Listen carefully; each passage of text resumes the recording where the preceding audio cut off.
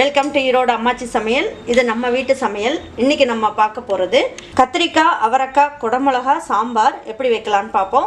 நம்மளோட சேனலில் சப்ஸ்கிரைப் பண்ணாதவங்க சப்ஸ்கிரைப் பண்ணிக்கோங்க. சமையல் குறிப்புக்கள்லாம் உடனே உங்களுக்கு வேணும்னு நினச்சிங்கன்னா பக்கத்தில் இருக்க பெல் பட்டனை அழுத்தி வச்சுக்கோங்க. அப்படியே ஃபேஸ்புக், இன்ஸ்டாகிராம், ஷேர் சேட்டை ஃபாலோ பண்ண மறந்துடாதீங்க. இதில் ஒரு 3 ஸ்பூன் அளவுக்கு நான் நல்லெண்ணெய் ஊற்றுறேன்.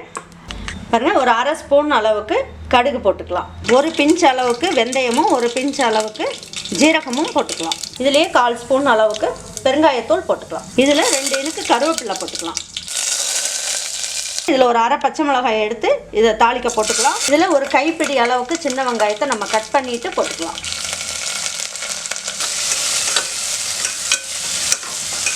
இதில் 3 பல்லு பூண்டு நான் தட்டி எடுத்து வச்சுருக்கேன். இதையும் போட்டு தாளிக்கும் போது நம்ம துவரம் பருப்பில் சாம்பார் வைக்கும் போது நமக்கு ஒரு வாய்வு தொல்லை மாதிரி இருக்கும். அந்த மாதிரி இல்லாமல் நல்லா டேஸ்ட்டாக சூப்பராக இருக்கும்.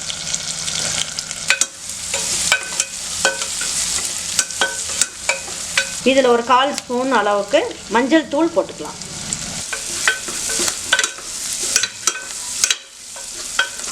இதில் 3 தக்காளி அளவுக்கு நான் எடுத்து வச்சுருக்கேன். இந்த நாட்டு தக்காளி இதில் நம்ம குழம்பு வச்சோம்னா நல்லா டேஸ்ட்டாக இருக்கும். இப்போ இதையும் போட்டுக்கலாம். இந்த குழம்புக்கு தேவையான அளவுக்கு உப்பு போட்டுக்கலாம்.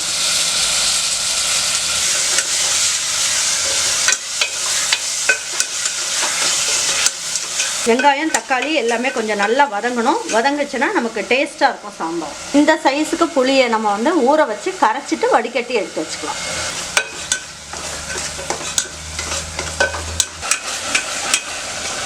பாருங்க, தக்காளி எல்லாம் நல்லா வதங்கிடுச்சு. 8 அவரைக்காய் எடுத்து இந்த சைஸ்க்கு நான் கட் பண்ணி எடுத்து வச்சுருக்கேன். அதையும் போட்டுக்கலாம். ஏன்னா காய் நம்ம சாம்பாரில் போடும்போது எடுத்து சாப்பிட்றதுக்கு ரொம்ப நல்லாயிருக்கும். குடமிளகாயை இந்த மாதிரி நீல வாக்கில் கட் பண்ணிவிட்டு உள்ளே இருக்க விதையெல்லாம் எடுத்துடலாம்.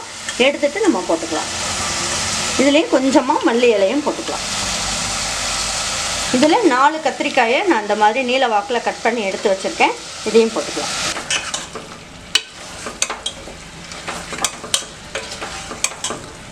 இது நம்ம வீட்டில் அரைச்சி வச்ச குழம்பு மிளகாய் தூள். இந்த குழம்பு மிளகாய் தூளை வச்சுட்டு நம்ம சாம்பார், சிக்கன், மட்டன் குழம்பு எல்லாமே நம்ம செஞ்சுக்கலாம். இப்போ இதில் நான் 2 ஸ்பூன் அளவுக்கு போடுறேன். இது டேபிள் ஸ்பூன். இதில் 2 ஸ்பூன் அளவுக்கு போட்டிங்கன்னா போதும் நமக்கு.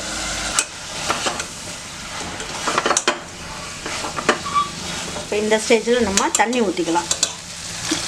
இப்போ இது முழுகிற அளவுக்கு தண்ணி ஊற்றிட்டோம்னா எல்லாம் ஒன்றா சேர்ந்து வேகும். இப்போ ஒரு தட்டு வச்சு மூடி வச்சிடலாம். 2 நிமிஷம் அளவுக்கு நல்லா தட்டை வச்சு மூடி வச்சிட்டோம்னா நல்லா வெந்துடும். வெந்ததுக்கப்புறம் நான் என்ன பண்ணணும்னு நான் சொல்கிறேன். பாருங்கள், காய் நல்லா வெந்துருச்சான்னு பார்க்கலாம். எல்லா காயும் பாருங்கள், குடமிளகாய் எல்லாமே நல்லா வெந்துருச்சு. இப்போ நம்ம என்ன பண்ணலாம், 100 கிராம் அளவுக்கு துவரம் பருப்பை 4 டம்ளர் அளவுக்கு தண்ணி ஊற்றி நான் வேக வச்சுருக்கேன். 3 விசில் வச்சேன். நல்லா வெந்திருக்கு. இப்போ இதை ஊற்றிக்கலாம்.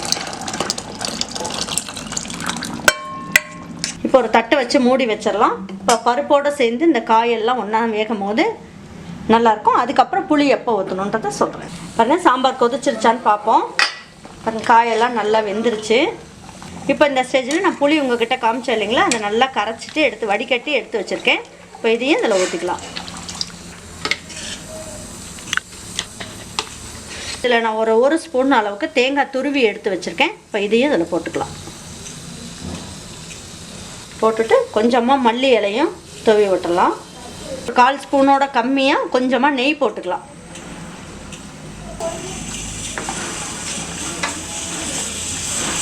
இப்போ 1 நிமிஷம் மட்டும் இந்த சாம்பார் கொதிச்சா போதும்.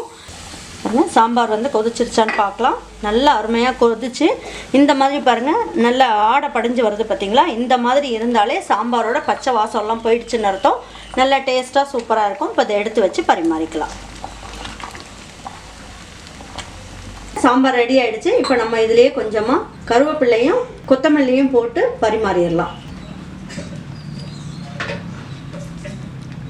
நம்ம இட்லி, தோசைக்கும் வச்சு சாப்பிட்லாம். சாதத்துக்கும் நல்ல ஒரு பெஸ்ட் காம்பினேஷன். இதே மாதிரி ஒரு சாம்பாரை உங்கள் வீட்டில் இருக்கவங்களுக்குலாம் செஞ்சு கொடுங்க. அவங்களுக்கெல்லாம் பிடிச்சிருந்ததுன்னா லைக் பண்ணுங்கள், ஷேர் பண்ணுங்கள், சப்ஸ்கிரைப் பண்ணுங்கள், மறந்துடாமல் கமெண்ட்ஸ் பண்ணுங்கள். தேங்க்யூ ஃபார் வாட்சிங் ஈரோடு அம்மாச்சி சமையல். தேங்க்யூ.